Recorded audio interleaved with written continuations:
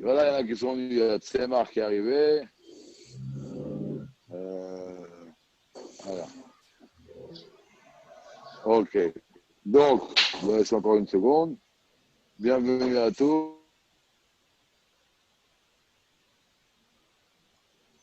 Alors, on va étudier ensemble, on va essayer de résumer ensemble un Mahamar du Rabbi. C'est un Mahamar qui est connu parce que c'est un Mahamar qui est beaucoup étudié.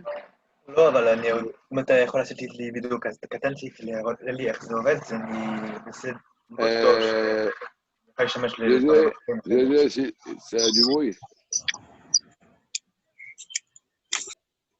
Ok. Messieurs, je coupe les micros, ou alors vous le coupez vous-même. Non, coupe-le-toi, coupe-le-toi. Donc, on va voir. Le Mahamar, il commence comme c'est connu. C'est un Mahamar que le Rabbi a corrigé pour le 11 Nissan 5740. 11 Nissan 5731. Alors, qu'est-ce que le Rabbi là-bas il commence? Il commence avec, donc, pour Rosh Chodesh Nissan, nous lisons tous les jours ce qu'on appelle le Nassi. Quand le Rosh Chodesh Nissan, le Mishkan a été mis en place, a été édifié. Comme on a une nouvelle maison, on fait Hanoukat Abayit, ils ont fait Hanoukat Mishkan, Hanoukat Mizbeach. Et pour fêter donc l'inauguration du Mishkan, du Mizbeach, chaque chef de tribu a amené chaque jour un sacrifice. Au nom de toute la tribu, d'accord? D'ailleurs, qu'on ne dit pas Tachanoun tout le mois de Nissan, parce que chaque fois qu'un chef de tribu a amené son sacrifice, c'était un Yom Tov. Et donc, on a 12 Yom Tov, plus le 13e jour où tout le Mishkan a été mis en place.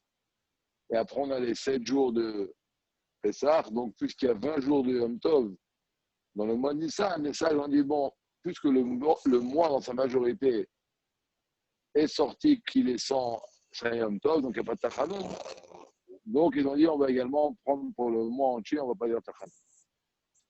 Maintenant, le 11 Nissan, qui est l'anniversaire du Rabbi, le Nassi qui a amené le sacrifice, c'était le Nassi de la tribu de Asher. Alors, comme c'est écrit, Béom à ça,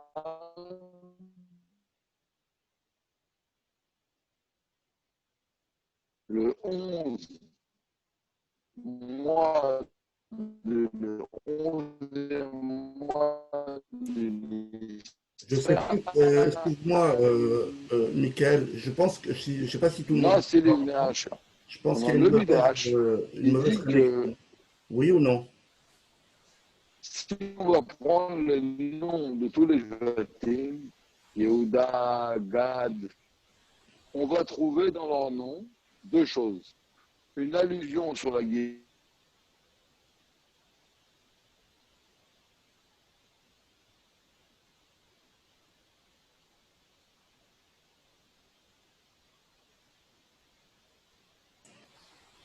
Vous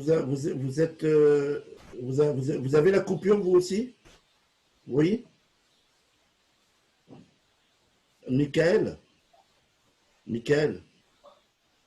Michael? סליחה, מי זה? לא, Il y a un problème de אני connexion. באמצע הזום, מה אתה צריך? Là, le 11e mois du mois de Nissan, c'est la tribu de Asher.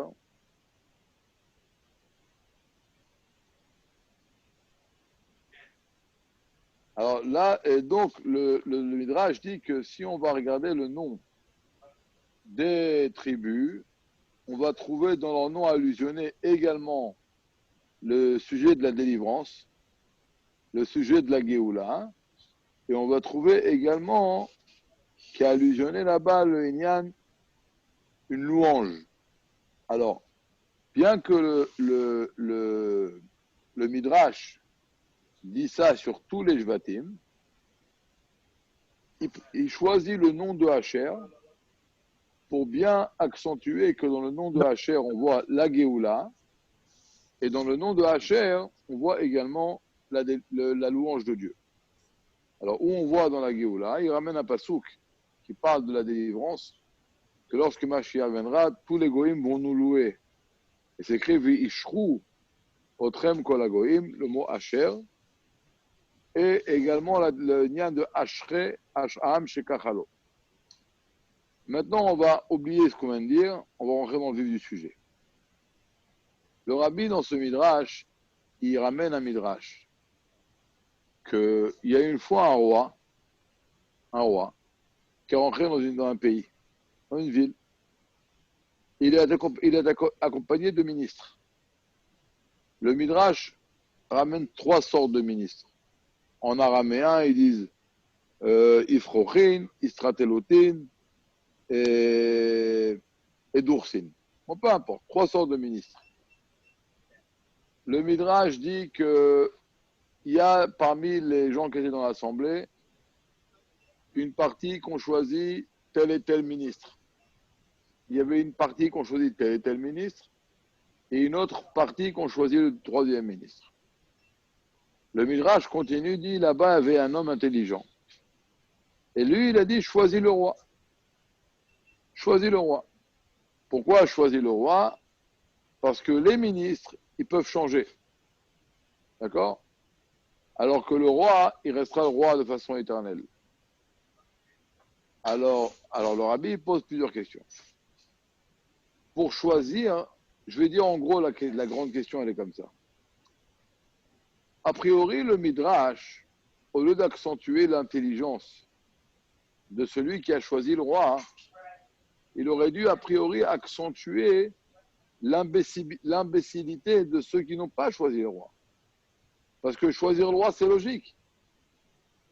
Donc, a priori, il ne faut pas être intelligent pour choisir le roi. Il faut être bête pour ne pas le choisir. Donc, pourquoi le Midrash, au lieu d'accentuer l'intelligence de celui qui a choisi le roi, il ne met pas en relief l'idiotie de ceux qui ont choisi les ministres? Deuxième question. Est-ce que la grandeur du roi, c'est seulement parce qu'il a une cadence, comment on dit un cadencé, un président c'est 4 ans, un ministre c'est 3 ans? Alors, qu'est-ce qu'il est en train de dire? Que pourquoi il a choisi le roi? Parce que, Lévi. Pourquoi il a choisi le roi? Il a choisi le roi parce que le roi, il a une cadence qui ne va jamais s'arrêter. Alors que les ministres, ça va s'arrêter. Là, le rabbi, il dit, je ne comprends pas. C'est ça la grandeur du roi? Nous, on ne sait pas c'est quoi un roi. D'accord? Nous, on ne connaît pas des rois. Mais un vrai roi, ce qu'on appelle dans la chassidoute, un homme très, très élevé. Un homme très élevé. D'ailleurs, un vrai roi, il ne veut pas être roi. Nous, on connaît des ministres ou des chefs d'État qui aiment ça, qui veulent le pouvoir. Un vrai roi, il ne veut pas le pouvoir. Un vrai roi, il veut vivre lui-même il veut s'enfermer dans sa chambre. Un roi, il est grand dans son essence. Alors, si maintenant je vais ramener un ministre qui va avoir également une cadence il va pas s'arrêter, alors il va être au même titre que le roi? Non. Le roi, c'est le roi. Un ministre, c'est un ministre. Donc, la grandeur du roi, elle n'est pas parce qu'il a une cadence qui ne va pas s'arrêter. Alors, pour comprendre cette question, le rabbi dit comme ça. C'est un midrash, donc c'est une métaphore. Et on a besoin de comprendre c'est quoi dans le sujet entre le peuple juif et Akadosh Baruch Hu. Ça veut dire quoi choisir le roi? Ça veut dire quoi choisir des ministres? Et pourquoi effectivement il faut être intelligent pour choisir le roi? Alors on va aller étape.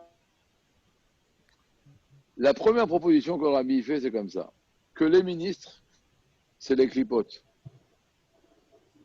Et le roi, c'est la gdoucha. Alors, on va essayer de comprendre. Pourquoi les gens ils ont commencé à faire Avodah Zara? D'accord? Ils ont commencé à faire Avodah Zara parce qu'ils ont pensé comme ça. Dieu a créé le monde. Mais après qu'il a créé le monde, Dieu, il n'a pas... C'est comme quelqu'un qui a ouvert un magasin, mais il n'a pas le temps de s'en occuper. Il est occupé à des choses beaucoup plus importante. Donc il met des managers. Ils ont dit comme ça, Dieu a créé le monde, mais par exemple le soleil, quand il brille, il fait pousser la récolte. Il y a des récoltes qui poussent avec la lune, avec la lumière de la lune. D'accord? Donc ils ont dit quoi eux? Ils ont dit Dieu a créé le monde, il a créé le soleil, il a créé la lune. Mais la lune tous les soirs ou le soleil tous les matins, il a le libre arbitre d'éclairer ou de ne pas éclairer. C'est-à-dire qu'eux, ils ont pensé que demain matin, le soleil, il peut dire demain, je prends une journée de repos. Je ne me lève pas. Et donc, comme il a le libre arbitre, parce que Dieu lui a donné le libre arbitre, quand Dieu l'a créé comme ça, alors si on va lui dire merci, on va lui dire merci. Et on va lui faire un peu de khanifa, un peu de pommade, on va lui donner un petit sacrifice. Alors, il va nous donner davantage. D'accord? À quoi ça ressemble? Je suis à une soirée, il y a là-bas des serveurs qui servent du vin. Eux, ils ont 50 bouteilles de vin à servir. Maintenant, le bas là-bas, il n'aura pas dit à lui, mais lui 3 verres, à lui 1 verre. Ils vont lui servir les gens. Si le serveur, je vais lui mettre un petit billet dans la poche, alors qu'est-ce qu'il va faire? Au lieu de mettre à tout le monde 1 verre, moi, je vais mettre 3 verres. Et donc, c'est ce qu'ils ont pensé. Je vais mettre un petit billet dans la poche au soleil, un petit billet dans la poche à la lune, et comme ça, la lune va me donner davantage, et comme ça, le soleil va avoir une influence sur moi également davantage. C'était quoi leur erreur? Que la lune et le soleil, ils n'ont aucun libre arbitre. Et dans le langage qu'on dit, ils sont kegarzen be'ad achotsev, ils sont comme lâches dans la main d'un bûcheron. Ils n'ont aucune atzmaout, aucune, comment on dit en français atzmaout, bon, ils ont aucune, ils sont kafouf à la volonté de Dieu. Le soleil, le matin, il peut pas décider de ne pas se lever. C'est Dieu qui l'oblige à se lever. Alors on pourrait dire que ça, c'est la bêtise de ceux qui ont choisi les ministres, et ça, c'est l'intelligence de celui qui choisit le roi. Le juif, il sait que le monde est dirigé par Dieu, il sait que le soleil est dans la main de Dieu, il sait que rien dans le monde ne peut se faire si et seulement si Dieu le décide, alors que les goïms, ils peuvent donner de l'importance aux ministres, ils peuvent donner de l'importance aux voix de la nature, et de croire qu'ils ont un libre arbitre ou qu'ils ont une indépendance. Mais le rabbi repousse cette idée. Il dit c'est pas possible, c'est clair. Pourquoi? Parce que on va retourner dans l'exemple. Quand j'ai des bonnes, je vais créer des liens avec un ministre. Est-ce que je peux tirer profit de ça? Ben oui. Si j'ai un copain qui est ministre, d'accord? Si j'ai un copain qui est ministre, qui est bien placé, alors oui, il peut me faire des tovotes. D'accord? C'est quoi les pots de vin? C'est quoi un pot de vin? C'est ça. J'ai un copain qui travaille à la mairie, j'ai un copain qui travaille au secrétaire d'État, et j'ai fait des petites combines. Donc, dans l'exemple, si je choisis le ministre, il peut, oui, me donner davantage d'influence. Alors que si on dit que le ministre, ça correspond au soleil, et ça correspond à la lune, eux, même s'ils leur amènent 150 sacrifices, ils ne pourront pas décider demain d'avoir une influence sur moi davantage à celle qu'ils ont sur les autres créatures du monde. Donc, on est obligé que même dans l'exemple, choisir un ministre, c'est choisir quelque chose que effectivement je peux en tirer profit. Alors, pour comprendre bien, plus on va aller dans ce sens-là, et plus on va comprendre pourquoi il fallait une intelligence pour choisir le roi. D'accord? Parce que si je choisis quelque chose si je choisis une chose qui n'a aucune force, si je choisis une chose qui n'a aucune indépendance, c'est moi qui est idiot. D'accord? C'est moi qui est bête, c'est moi qui est idiot. Et il ne fallait pas être intelligent pour choisir le roi. Donc, on est obligé de dire que celui qui a choisi le roi, il a été intelligent. Pourquoi? Parce qu'effectivement, il aurait pu ne pas choisir le roi. Alors, c'est quoi maintenant? On va aller dans un autre palier. Le rabbi dit qu'on peut dire que le roi, c'est la Gdusha, et les ministres, c'est la Klippa. Alors maintenant, on va expliquer une chose. C'est connu que lorsqu'on fait un péché, d'accord? Lorsque l'on fait un péché, on a une neshama, d'accord, on a une neshama, et quand on fait un péché, on fait descendre des grandes forces divines, des grandes lumières divines dans la klipa. C'est ce qu'on appelle en hébreu, dans le langage de la chassidoute, Yenikat Achitzonim. Ça veut dire quoi? Dieu, il a créé la klipa. Dieu, il a fixé à la klipa tous les jours une quantité de vitalité. Nous, avec nos actes, on peut lui rajouter de la vitalité. D'accord? On va renforcer la klipa. Quels sont les actes qui vont renforcer la klipa? C'est tout simplement les péchés. Bon, ça peut être plein de choses, mais en tout cas, c'est les péchés. Lorsque l'on fait un péché, alors comme on a une neshama, on a la lumière de Dieu dans la neshama, automatiquement, on passe dans le domaine de la klipa avec notre neshama, et là, on fait descendre des grandes lumières divines dans la klipa. Maintenant, la klipa, elle est très intéressée à ce qu'on continue. Très intéressée à ce qu'on continue. Alors, qu'est-ce qu'elle fait pour ça? On dit que celui qui amène ses forces à la klipa, on hôtel chelek mirosh. Ça veut dire quoi? La klipa, elle dit, tu m'as donné 100 000, prends 70 000. Elle nous donne une grosse part. Et de là vient des fois la réussite. Tout d'un coup, on réussit, tout va bien. Mais tout ça, c'est l'influence qu'on soit de la klipa. Maintenant, la grande différence qu'il y a entre la klipa et la gdusha, c'est que la gdusha, elle donne rien gratuit. D'accord? Tout ce qui est gratuit, ça n'a aucun rapport avec la gdusha. Je vais vous donner un exemple. Dans le Tanya, Père 26, il dit, si un homme, tout d'un coup, au milieu de la journée, il a un sentiment de tristesse parce qu'il pense à ses péchés. C'est la gdusha? Non. D'où la preuve, tout simplement. Quelque chose qui vient tout seul, ça ne peut pas être la gdusha. La gdusha, il n'y a rien qui vient tout seul. La gdusha, il faut travailler. Alors, maintenant, la gdusha, elle a deux conditions. Elle donne si on travaille, et elle donne en fonction du travail. Elle ne gaspille pas la gdusha. D'accord? Elle a des conditions pour donner, et lorsqu'elle donne, elle donne en fonction du travail qui a été investi. Contrairement à elle, la klipa n'a aucune condition. La klipa, elle donne gratuit. Et en plus, quand elle donne en abondance. Donc, alors là, j'ai deux solutions. Ou me brancher au système de la gdusha, donc de recevoir de façon conditionnelle. Et en plus, même quand je reçois pas en abondance. Tout est mesuré en fonction de l'effort que j'ai investi. Deuxième possibilité que j'ai, c'est de recevoir de la klipa, sans condition. Et en plus, puisque c'est sans condition, donc c'est pas limité à quelque chose que j'ai fait. D'accord? C'est pas mesuré. Et là, la tendance, elle est que je prends la klipa. C'est plus intéressant. C'est plus intéressant. Et là, alors, si on dit que le ministre, c'est la klipa, et le roi, c'est la gdusha, effectivement, de la gdusha, je peux recevoir davantage, de la klipa, pardon, et en plus sans faire d'efforts, sans produire d'efforts. Alors que de la gdusha, je vais recevoir de façon limitée, et ça nécessite un effort.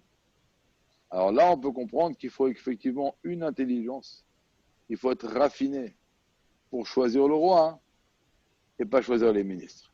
Donc là, on a déjà un peu plus justifié pourquoi celui qui choisit le roi, il est qualifié d'intelligent.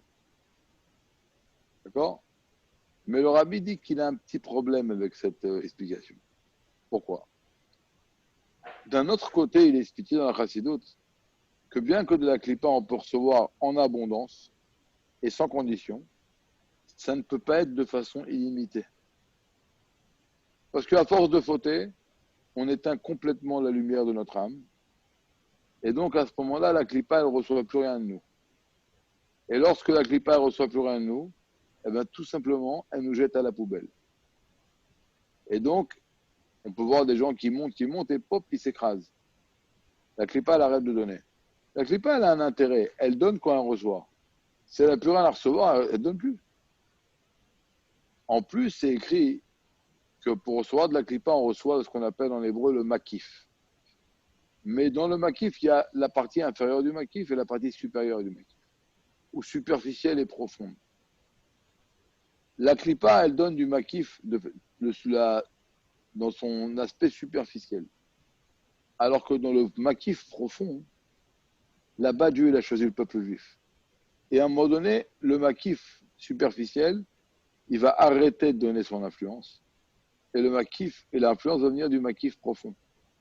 Et là, c'est seulement le peuple juif qui recevra, et seulement ceux qui étudient la Torah, qui apprennent et qui pratiquent la mitzvot. Donc en vérité, si c'est comme ça, on a un problème là. En vérité, la différence entre celui qui choisit, c'est tout simplement, les deux, ils sont intéressés. Les deux, ils sont intéressés. Ils veulent recevoir. Seulement l'autre qui choisit les ministres, il fait son calcul à courte échéance, alors que celui qui choisit le roi, il fait son calcul à longue échéance. Pourquoi? L'autre, il dit, bon, je peux recevoir de la clipa, sans condition, en abondance, et à ta vie. Donne. L'autre, il dit, non. C'est vrai qu'on peut recevoir de la clipa en abondance et sans condition, mais ça va s'arrêter. Alors, je préfère attendre, je préfère être patient. Et après, je recevoir de la gdoucha à long terme et en abondance. Donc, en vérité, les deux sont intéressés. Les deux sont intéressés. Et seulement la différence, c'est que l'autre, il voit à court terme et l'autre, il voit à long terme. Mais le rabbi dit, non, alors si c'est ça, alors en vérité, c'est pas un piquéard. Il n'est pas raffiné, celui que choisit le roi. Il est aussi intéressé. Il est juste un petit peu plus raffiné, quoi, un peu moins grossier. Mais de là à dire que c'est un piquéard, en vérité, le rabbi explique comme ça. Celui qui choisit le roi, c'est pas parce qu'il veut recevoir de l'abondance. Non. Il dit comme ça. Une chose qui s'arrête, ça veut dire qu'elle est fausse. Elle est shaker. Et une chose qui ne s'arrête pas, ça veut dire qu'elle est émette. Et là, le piquéard, il fait un calcul. Il y a deux solutions. De recevoir de la clipa, mais ça va s'arrêter. Si ça va s'arrêter, c'est-à-dire que c'est du shaker. Et je peux recevoir de la gdoucha, et ça ne va pas s'arrêter. Et si ça ne va pas s'arrêter, c'est-à-dire que c'est du émet. Et moi, je préfère le émet que le shaker. Je préfère le émet que le shaker. Maintenant, c'est vrai qu'à la fin, le shaker, il va s'arrêter, et le émet, il ne va pas s'arrêter. Mais ce n'est pas pour ça que je l'ai choisi. Je ne suis pas intéressé. Je le choisis parce que c'est le émet. Et je ne choisis pas ça parce que ça, c'est le shaker. Maintenant, la preuve que ça, c'est émet, c'est que ça ne va pas s'arrêter. Et la preuve que ça, c'est shaker, c'est que ça va s'arrêter. Mais ce n'est pas pour ça que je l'ai choisi. C'est pas pour ça que je l'ai choisi. Donc déjà, on a encore plus justifié pourquoi celui qui choisit le roi, il est appelé piquéard. Parce qu'effectivement, je peux recevoir de la clipa. Vous savez, en général, un homme, il a du mal à faire une évaluation à longue échéance. Je peux prendre des exemples tout simples, d'accord, tout simples. Des gens qui ont des problèmes, par exemple, Dieu préserve, qui ont eu des artères bouchées. On en a vu des cas, des centaines comme ça, d'accord. Et le docteur lui dit, écoute, il faut que tu fasses attention à ta nutrition. Essaie d'arrêter de manger du gras. Essaie d'arrêter de fumer, bien évidemment.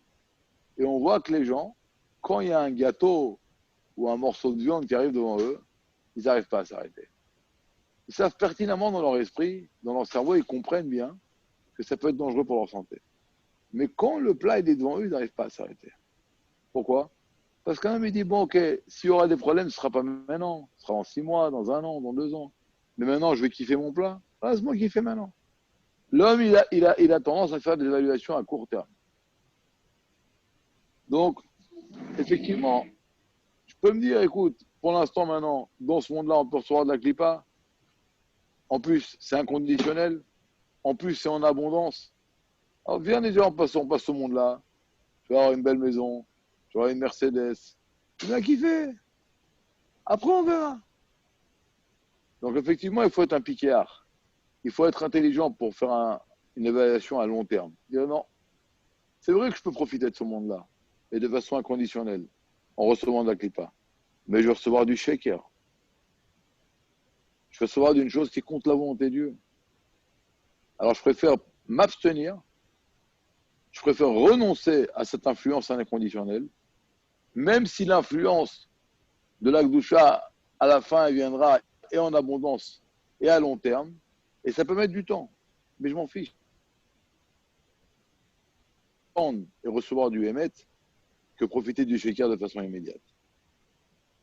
Et pour ça, pour arriver à cette conclusion, il faut effectivement avoir une certaine intelligence.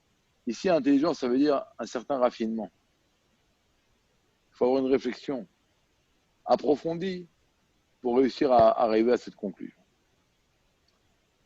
Mais le rabbi, il dit, puisqu'il en est ainsi, sauf, le piquéar qui choisit le roi, donc qui choisit l'Akdoucha, il a fait un calcul rationnel. C'est-à-dire, ok, il n'est pas intéressé. On est d'accord, il n'est pas. Mais bon, son approche à Dieu, elle est intellectuelle. Elle est réfléchie. D'accord? C'est le résultant d'une réflexion avec son intellect. Il a pesé le pour et le contre. Il est arrivé à la conclusion que ça, c'est du shaker. Ça, c'est du Hémet. Et je préfère le Hémet que le shaker. Ok? Mais dans le Midrash, c'est écrit qu'il y a celui qui choisit le roi. Alors ça, c'est un exemple. Dans la métaphore entre nous et Dieu, alors on dit c'est pareil, les goïms, ils choisissent ce qui n'est pas Dieu, alors que nous, on choisit Dieu. Et comment c'est écrit là-bas dans le Midrash? Chel ki avaye amra nafshi. C'est mon âme qui choisit Dieu. Alors, a priori, ça contredit un peu ce qu'on vient de dire auparavant. Parce que là, on vient d'expliquer pendant 10 minutes que le choix de l'homme intelligent qui choisit le roi, c'est un choix rationnel. Un choix qui est le résultat d'une réflexion intellectuelle. Alors que dans le Midrash, c'est écrit que pourquoi il choisit le roi, c'est un choix de l'âme. Un choix, mon âme choisit Dieu. Et là, le rabbi dit une chose extraordinaire.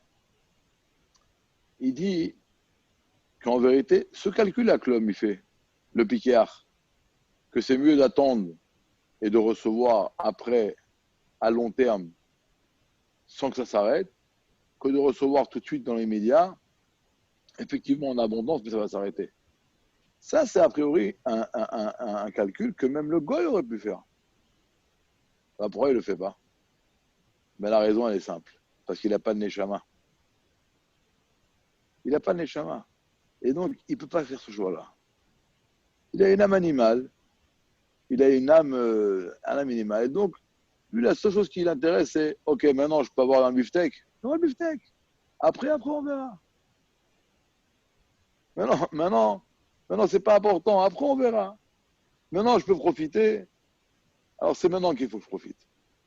Alors, pourquoi le juif, il fait oui ce calcul? Parce qu'un juif, il a une âme. Et un juif, en vérité, il choisit Dieu, comme on a dit auparavant, pas parce qu'il est aussi intéressé, juste il pense à long terme et pas à court terme. Non. Le juif, il choisit Dieu, c'est un choix qui vient de son essence. C'est son âme qui la retire vers Dieu comme un aimant. Et donc, c'est mon âme qui choisit Dieu. Maintenant, la chose extraordinaire qui se passe chez le juif, c'est que son âme, elle a une influence sur son intellect, que même son intellect, il est capable d'expliquer le choix de l'âme. Mais ça ne commence pas de l'intellect. Vous savez pourquoi? Si on n'avait pas d'âme, on aurait fait exactement le même calcul que les goy. On aurait choisi la klipa et pas la gdoucha. Alors, si on va voir un juif qui vit comme ça, de ce qu'à Dieu ne plaise, qui choisit la gdoucha, c'est parce qu'il n'a pas dévoilé son âme. Si on n'avait pas notre neshama, nous aussi, on aurait fait un choix à court terme. Et on aurait préféré profiter du shaker dans l'immédiat et à court terme, et on n'aurait pas pris le Hémet. Alors pourquoi on choisit le Hémet? Parce qu'on a une âme. Et c'est notre âme qui nous pousse à choisir le Hémet. Mais l'essence de l'âme qui nous pousse à choisir le Hémet, il a une influence. Il a une influence sur notre intellect, que notre intellect, il est capable d'expliquer le choix de l'âme. Mais ça commence pas de l'âme. Ça commence pas de l'intellect, pardon. Ça commence de la neshama. Et là, on comprend encore plus pourquoi il fallait être piquéard pour choisir le roi. Si on parle d'un juif qui choisit Dieu parce que c'est son âme, je vais vous donner un exemple. Il y a une histoire très connue qu'on raconte qu'après l'Inquisition, il y avait un grand roi en Espagne qui s'appelait Fernandel, je crois. Le roi Fernandel, un truc comme ça. Fernando. Et il avait un conseiller qui s'appelait Emmanuel. Ah oui, Emmanuel. Et un jour, ils ont découvert que Emmanuel, c'était un juif. Un juif qui garde son judaïsme depuis des années en cachette. Mais il était fidèle au roi. Mais ça, le roi n'était pas du tout prêt à l'accepter. Et donc, ils ont décrété peine de mort. Ils l'ont attaché avec des chaînes et ils l'ont amené pour le jeter dans le bûcher avec le feu. Mais le roi, il aimait beaucoup son conseiller. Quand il arrivait avant de le jeter dans le feu, il arrête tout et il lui dit, regarde, je vais faire une exception. Si tu acceptes de venir au christianisme, d'accord, on va chez le curé, il va te jeter de l'eau, alors je te tue pas. Bien que j'ai jamais fait ça, je le ferai. Alors lui, il lui dit, je peux pas, il y a la chaîne. Il y a la chaîne, à Chalchelet. Alors il dit, c'est pas un problème. Il dit, regarde, ouvrez-lui la chaîne. Bon, il ouvre la chaîne. Il dit, alors saute dans le feu maintenant.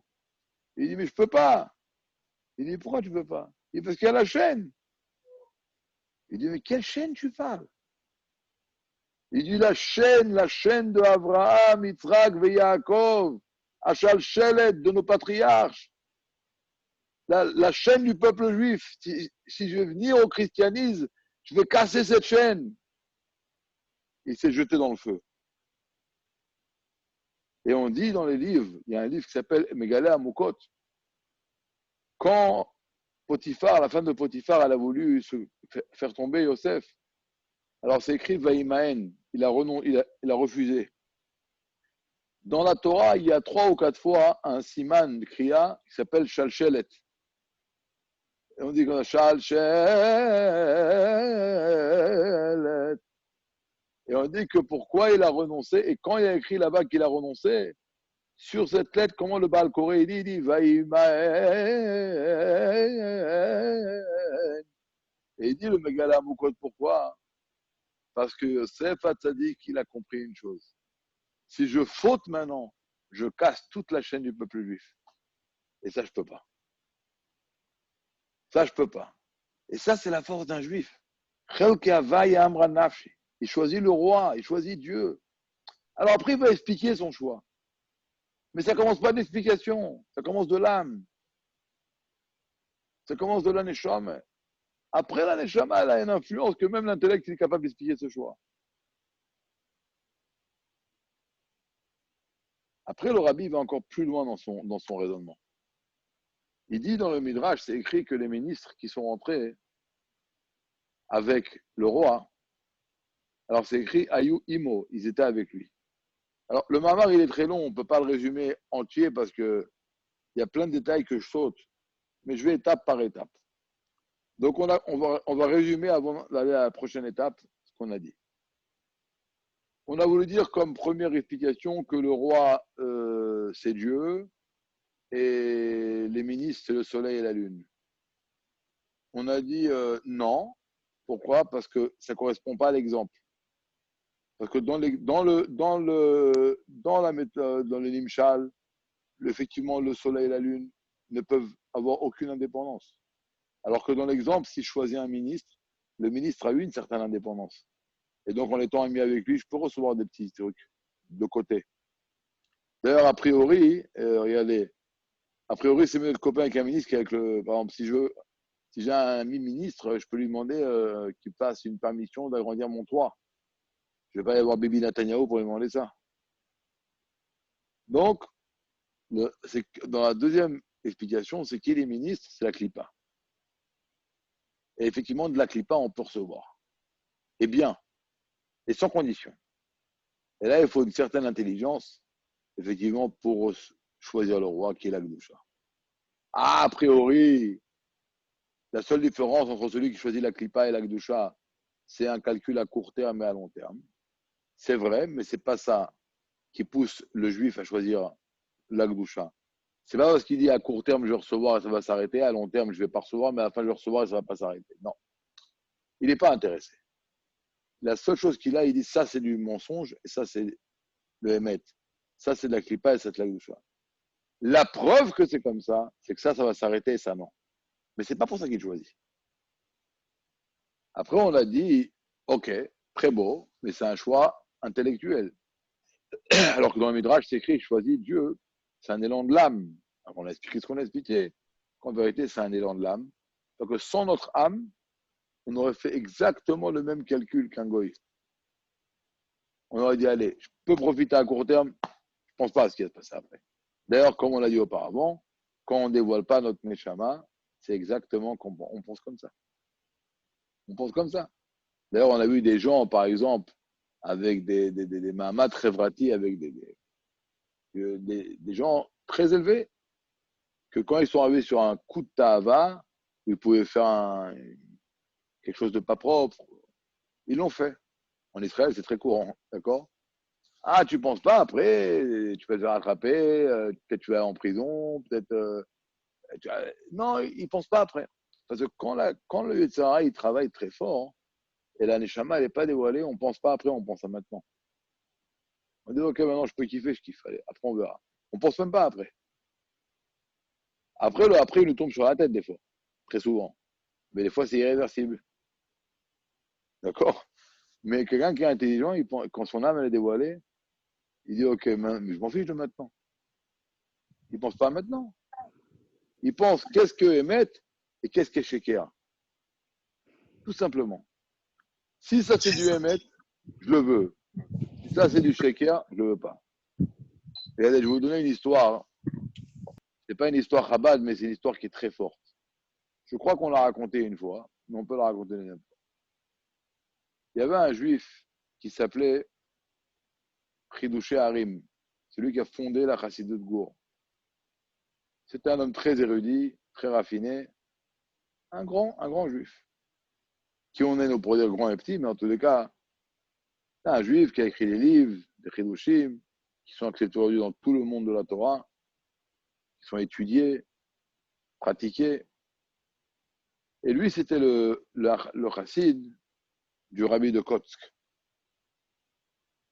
Et peu importe pourquoi, il a changé de rabbi.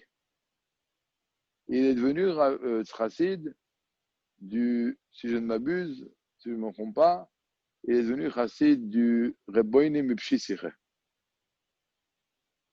Et quand il a quitté le Kotsk Rebbe, le Rebbe, il a eu une pédale sur lui. Il a eu une pédale sur lui. Il faut savoir que ça existe. Hein. Dans les Réchimot, le Rabbi ramène une histoire que quand l'Admour Akan il est parti de ce monde, il avait deux grands chassides. Moshe Belenker et un autre, qui ont quitté l'Admour Emtsaï, qui ont été chez un juif qui s'appelait Aaron Mistrocholer. Ils ont voulu le faire rabbi. Alors, le rabbi Admour Emtsaï n'était pas jaloux, mais il y avait là-bas toute une histoire. Il y a eu une kpéda du Admour Emtsaï. Un est devenu fou, et l'autre, il a perdu tout son savoir. Et quand ils ont voulu revenir demander pardon, il n'a pas accepté. Donc il y a ce Inyan, on ne comprend pas, ce n'est pas notre domaine, c'est un domaine de Tzadikim. Donc le Kotske Rebbe, il a eu un pédale sur lui. Et le Chidush Harim, il avait 14 enfants. Il avait 13 garçons et une fille. Après qu'il a quitté le Hedmon de Kotsk, il a voyagé chez le Rebbeinu Pshisicha 13 fois. À chaque fois qu'il a voyagé, il y a un enfant qui est mort. De la Kpeda du Kotske Rebbe. Ça fait peur, je vous raconte, j'ai les frissons. Et un jour, ils lui ont dit, mais tu t'arrêtes pas? Arrête-toi. Il a dit, pour le Hémet, il faut payer. On n'est pas là-bas, les enfants. D'accord? Et ça, mais en vérité, on est capable d'arriver à ça, de payer pour le Hémet, parce qu'on a une âme. Et notre âme, elle est qu'on peut choisir le Hémet et refouler le Sheker. Après, notre âme va avoir une influence sur notre intellect, qu'on va être capable d'expliquer ce choix. Mais ça ne va pas venir d'un choix intellectuel. C'est l'âme qui choisit le Hémet. Et notre âme, elle veut le Hémet, elle ne veut pas le Sheker. Celui qui veut le Sheker, c'est l'âme animale. La Neshama, elle veut le Hémet. Elle est prête à payer pour le Hémet. Elle est prête à payer pour ça.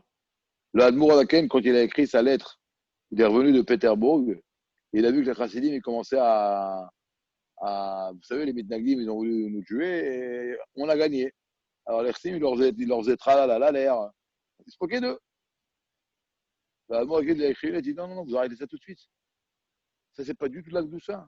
Dans la Klippa, quand un Dieu il fait un miracle, il donne à un homme, la Klippa, elle gonfle. Mais dans la Gdoucha, c'est pas comme ça. Dans la Gdoucha, plus on reçoit, plus on est annulé. Katanti Mikol Chassadim. Il a dit à Yaakov, je suis devenu tout petit, tellement que Dieu m'a fait de la bonté. Et là, il leur a dit, au contraire, au lieu de vous moquer d'eux, essayez de les rapprocher, essayez de les aimer.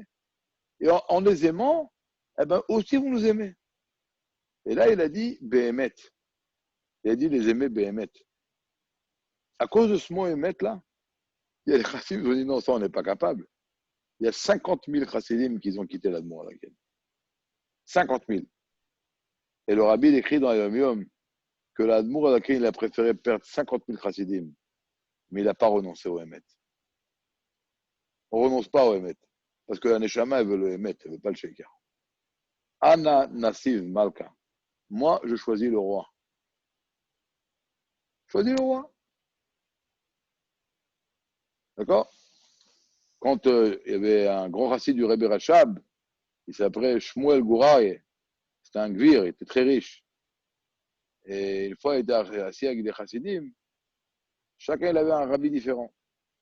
Et chacun, il raconte un miracle que son rabbi lui a fait. Il raconte son miracle, le miracle. Et là, ils lui ont dit, toi, Gouraï, c'est quoi ton miracle?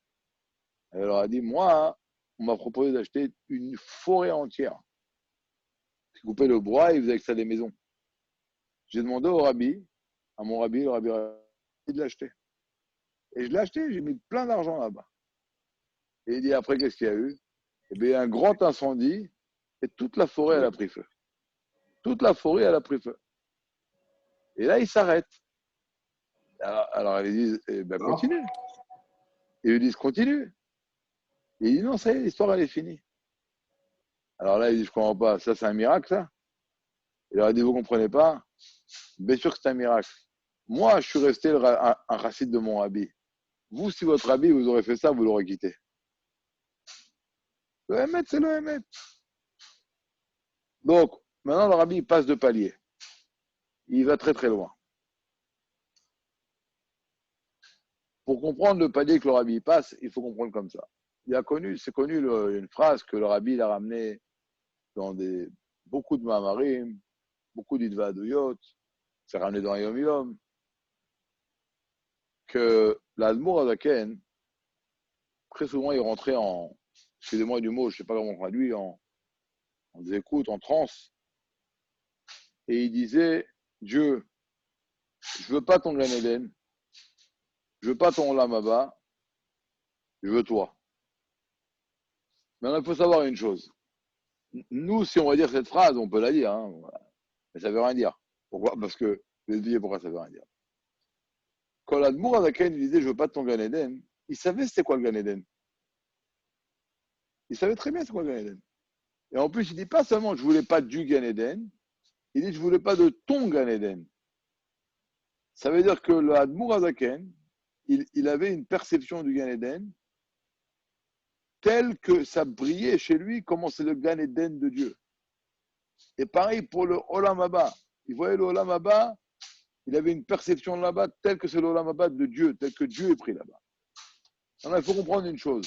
Par exemple, je vais raconter une petite anecdote. Le rabbi, dans les premières années de l'année, juste après Yudjvat, Tafin Yud, il a raconté que Gabi, arrête, ferme la porte, chérie. Il a raconté que le tzaddik Berditchov, avant de partir de ce monde, il a dit je ne rentrerai pas au Gan Eden tant que je n'amènerai pas le Mashiach. Je ne rentrerai pas au Gan Eden. Alors, le Rabbi il raconte dans le Formoyen que il y a des années qui sont passées et le Mashiach n'est pas venu. Alors, il a dit qu'est-ce qu'ils ont fait? Ils ont ouvert la porte du Gan Eden. Ils ont fait là-bas une petite doucha. Il y avait une petite doucha. Et quand Rabbi Yitzhak de Berditchov il a entendu ça, il n'a pas pu se retenir. Il a sauté dans le Gan Eden. D'accord? Ça veut dire que le Gan Eden, c'est un endroit où Dieu brille. C'est un endroit qui attire. Après, il y a des niveaux encore plus hauts. Il y a des sphérotes, des sphères célestes, où là-bas, Dieu est complètement transparent. Complètement transparent. Mais David Ameler, qu'est-ce qu'il dit dans Tehillim? Il dit comme ça.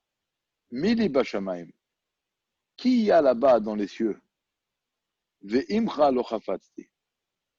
Imcha, c'est quoi? C'est avec toi. Il dit à Dieu, il y a des choses qui sont avec toi. Des grands niveaux. Ton Gan Eden, ton Olam Haba, des sphères célestes qui sont complètement transparentes, qui te mettent complètement en relief.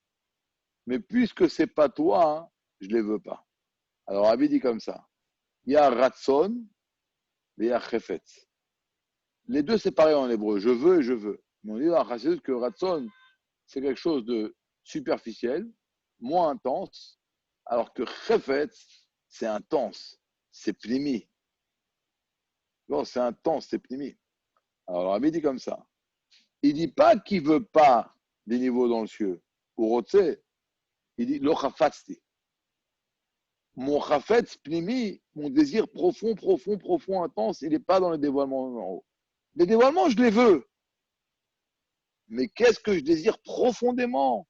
C'est pas ces dévoilements, c'est toi-même. Et imcha lo chafatzti. Imcha lo chafatzti. Et là, on va comprendre une chose. Là, maintenant, le Rabbi, il a complètement rétracté l'histoire. Parce que jusqu'à maintenant, on a dit que choisir le roi, c'est choisir la Gdusha, le Hémet. Et choisir les ministres, c'est choisir la Gdusha. Pardon, Kripa, pardon, excusez-moi. D'accord? Mais là, le Rabbi va beaucoup plus loin. Il dit non, choisir les ministres, c'est choisir des sphères célestes. Et choisir le roi, c'est de vouloir Dieu lui-même. Ana Nasiv Malka. Je veux une seule chose. Atzmut Ma'ut en Sof Torah. Maintenant, il faut savoir une chose. Le Rabbi, il nous a, dans les dernières qui, a priori, n'ont aucun rapport avec nous. Mais il faut savoir une chose. Une fois que le Rabbi, il en parle, et à un tel point que dans ce Mahamar et dans d'autres Mahamarim, le Rabbi dit comme ça. L'Admour Atzemar Tzedek, et après tous les Rebbeim, ils nous ont dévoilé cette chose-là que l'Admour Azaken, de façon pratiquement régulière, rentrait en transe et disait cette phrase. Je veux pas ton Gan Eden, je veux pas ton Olam Haba, je te veux toi. Alors, Rabbi, il a un principe très clair. S'il y a une chose qui se dévoile, et plus que cela, elle est imprimée, et elle arrive à notre connaissance, alors c'est sûr qu'on doit apprendre de là-bas un enseignement. Pourquoi? Parce que c'est Dieu qui dirige le monde. Et Dieu ne fait rien de façon en vain. Et donc, si une chose n'était pas liée à nous, elle ne serait pas arrivée à notre connaissance. Donc, si on n'avait aucun rapport avec ce niveau-là, il faut éteindre les micros, merci. Si on n'avait aucun rapport avec ce niveau-là, d'accord, on n'en aurait pas entendu parler. Et le Rebbe, il dit, V'yesh lomar, que si maintenant nous on est au courant de cela, c'est-à-dire que chacun, il a la capacité à son niveau à lui d'arriver à une situation où la seule chose qu'il désire dans ce monde-là, c'est quoi? Le dévoilement de Hatzmut. D'ailleurs, dans le Mahamar qu'on va, si Dieu veut, étudier pour le Gimel Tammuz, en espérant que ma chère soit là, mais on étudiera comme le Mahamar, à ta tête savée. C'est ça que le Rabbi parle. Il parle là-bas que même un juif qui a un niveau de 49 portes de compréhension de Bina, avec 49, c'est la valeur numérique du mot malade, Et il est malade parce qu'il veut le dévoilement de la 50e porte. Il veut le dévoilement de Hatzmos. Et là, le rabbi il ramène encore une fois. Comme c'est connu qu'on entendait de l'Admour Azaken, je veux pas ton Gan Eden, je veux pas ton, je veux toi. Et puis, que cette chose-là, elle arrive à nos oreilles, c'est-à-dire que chacun parmi nous, au moins à petite échelle, de façon micro, alors il peut arriver à ce niveau-là que la seule chose qui va lui prendre la tête toute sa vie, c'est quoi? C'est que Hatzmut se dévoile, et à un tel point que 3 fois par jour, et 4 fois par jour Shabbat, et 5 fois par jour à Yom Kippour, il demande à Dieu, que nos yeux méritent de voir, Beshoufra, ton retour à Tzion, Baracham dans la miséricorde. Donc le rabbi ici nous demande en vérité une seule chose. Il dit un juif, il doit avoir une seule ambition. Ana Nasiv Malka.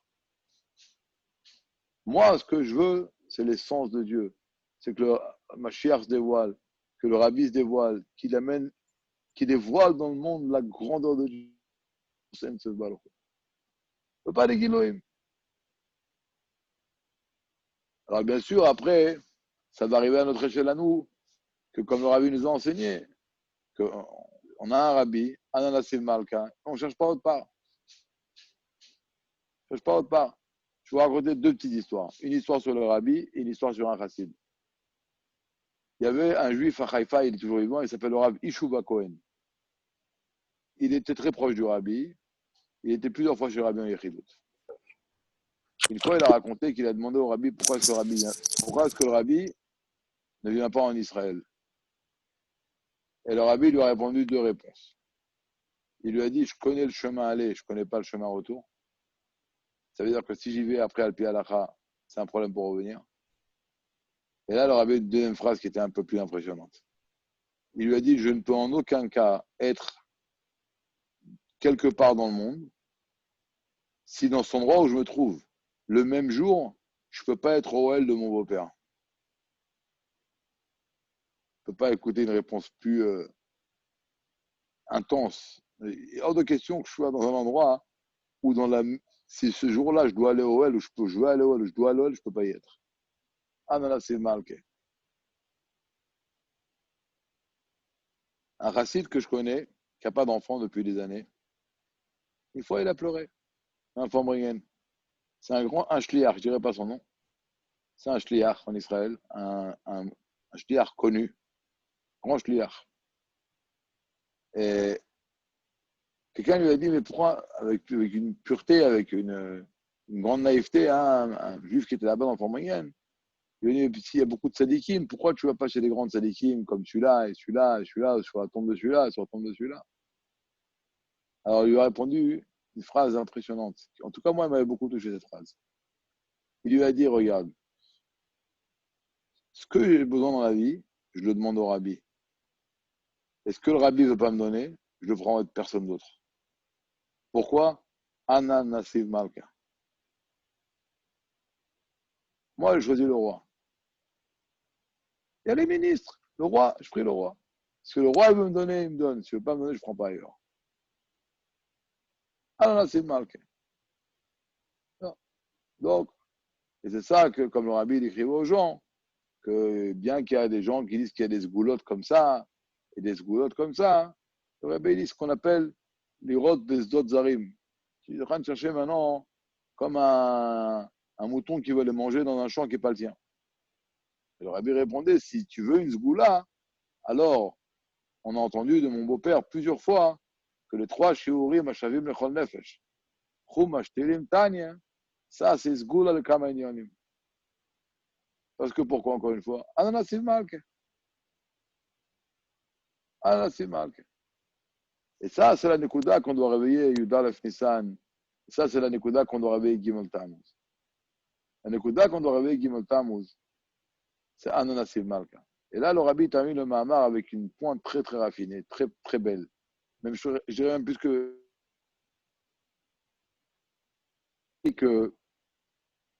quand Hacher, il a amené son sacrifice, il a amené son sacrifice parce que, pour dire qu'il a choisi Dieu.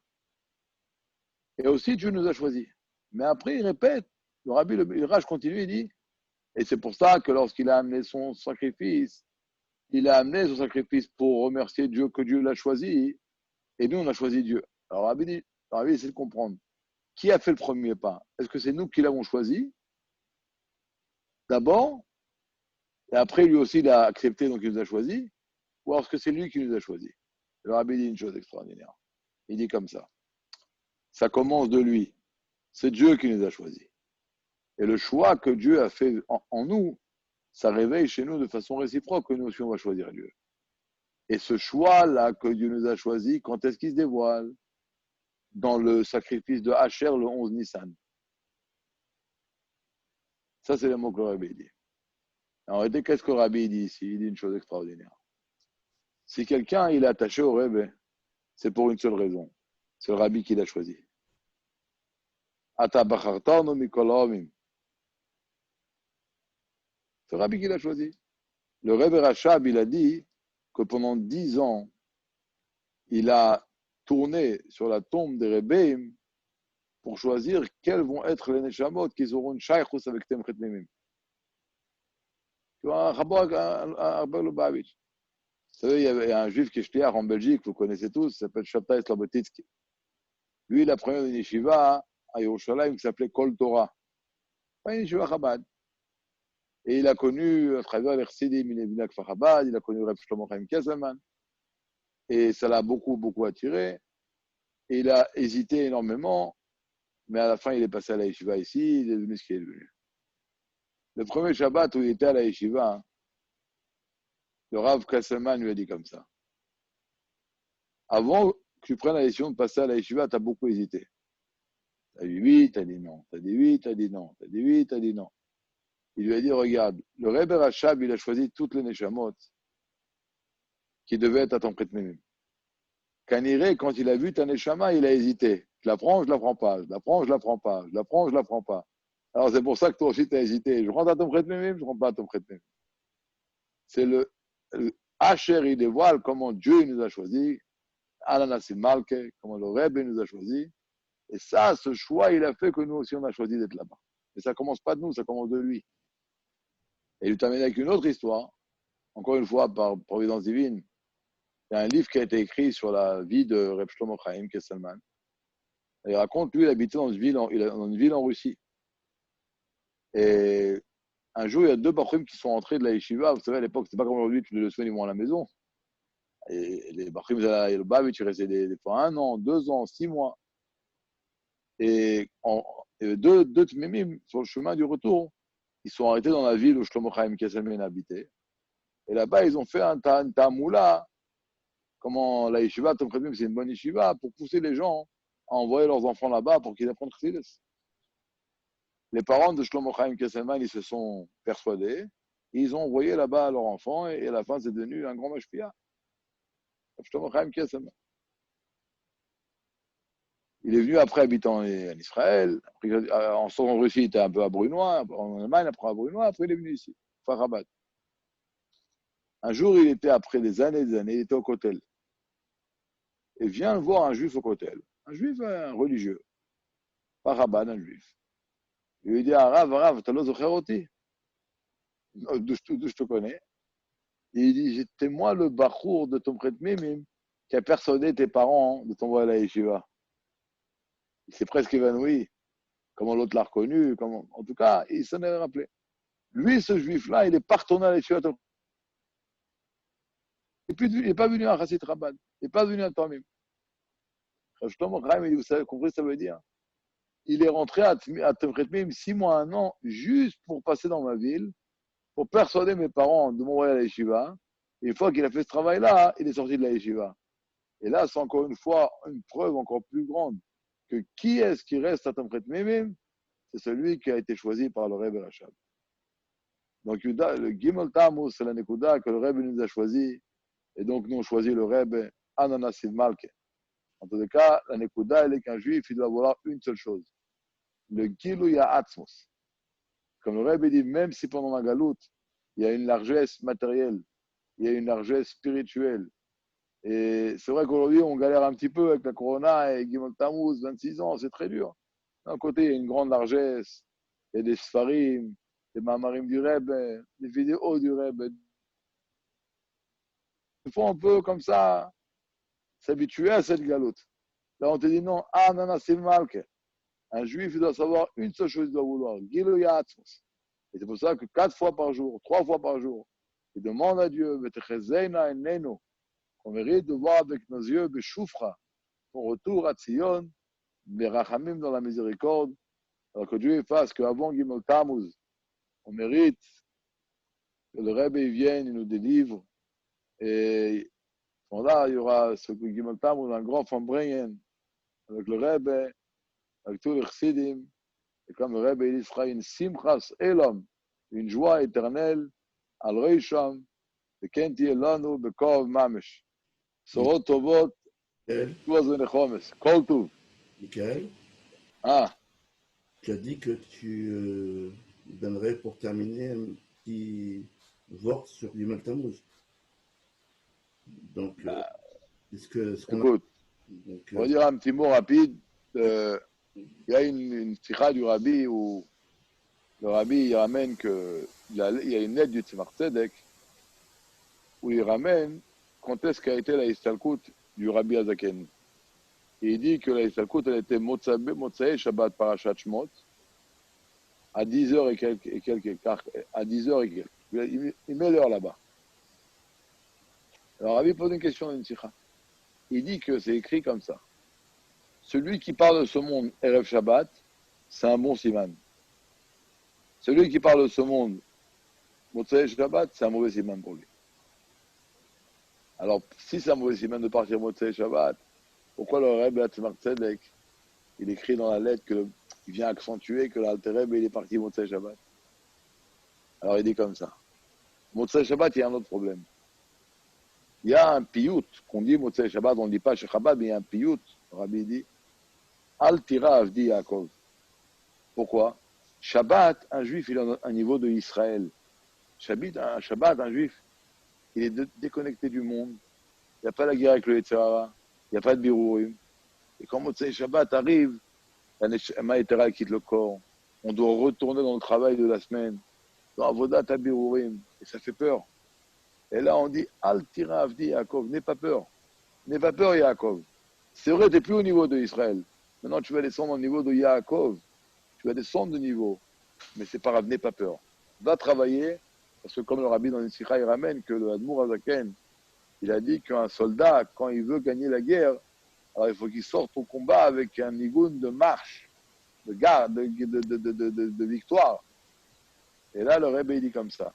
Et donc, quand ça arrive, Motsei Shabbat, on a besoin de kochot. Et c'est pour ça que l'Admour Azaken, il a préféré partir Motsei Shabbat.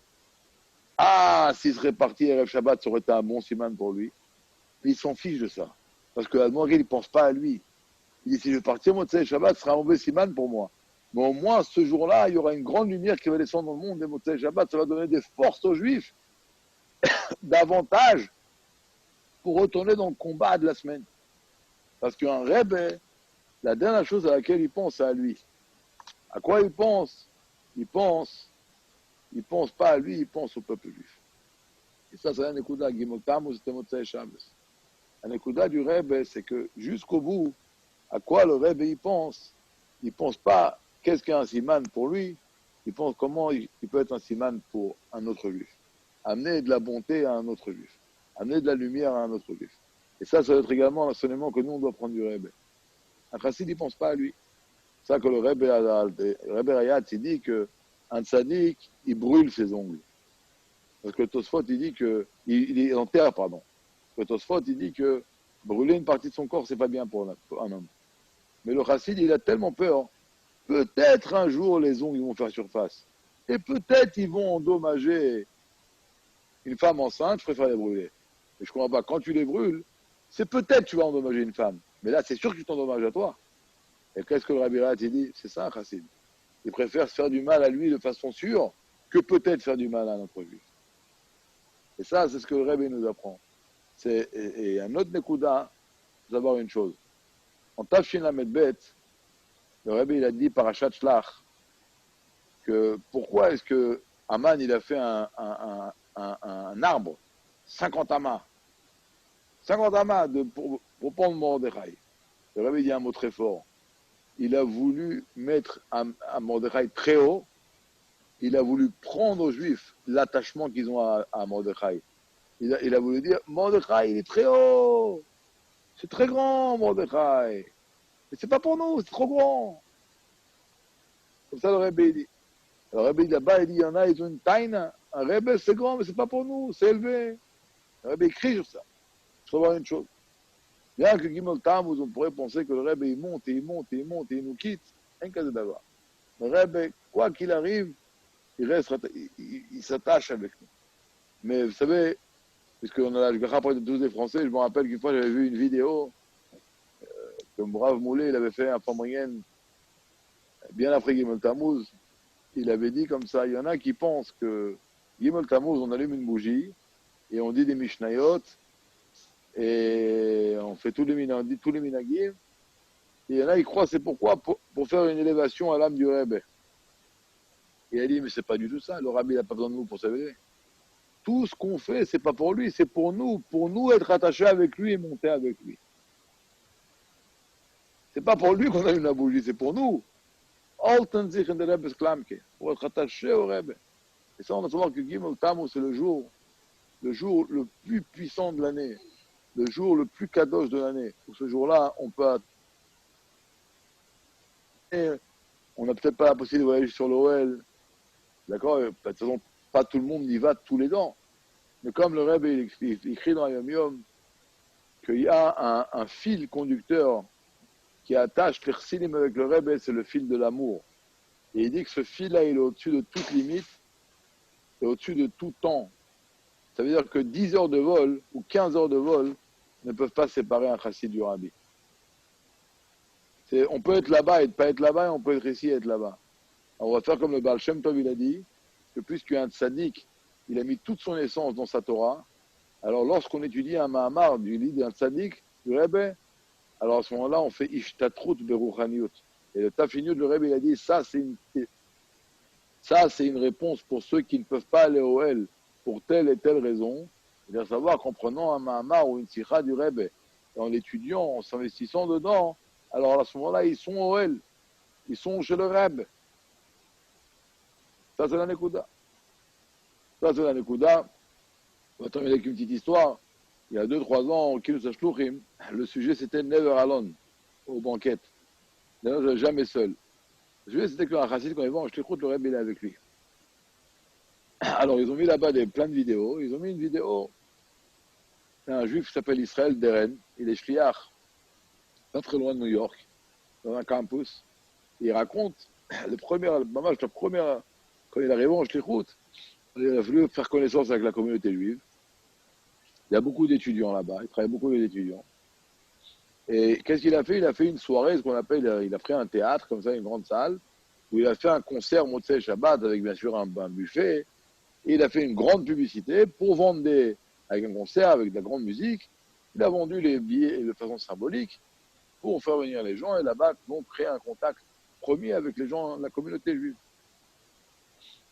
L'événement avait lieu Motzei Shabbat, et lui, juste avant Shabbat, il appelle donc l'opératrice pour savoir combien de cartes ont été vendues.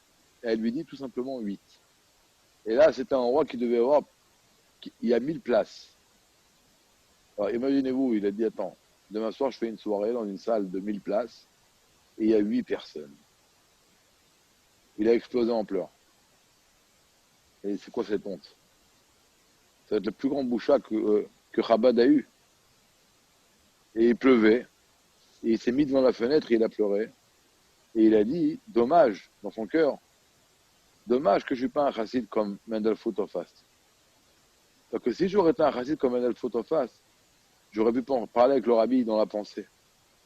Comme c'est connu de la prison, il a parlé au Rebbe, et le rabbi lui a répondu. Bon, Motzei Shabbat a eu lieu, il y a eu plus que 1000 personnes. Il y avait des gens debout. Le lendemain matin, sa grand-mère qui était là-bas a voyagé à New York. Et le soir ou le lendemain, elle est rentrée à Yechidut chez le Rebbe pour son anniversaire. À la fin de la Yechidut, avant qu'elle sorte, le Rabbi lui dit une petite question. Au fait, combien de personnes il y avait à la soirée de Israël? Alors elle sourit, elle dit au Rebbe, plus que 1000. Et là, le Rebbe lui dit, alors, je ne comprends pas. Pourquoi Israël, Il était tellement angoissé avant Shabbat. C'est une très belle histoire. Lui, il a dit, dommage, je ne suis pas un chassid comme Mendel. J'aurais pensé à parler avec la pensée. Et à ce moment-là, le Rebbe l'a écouté.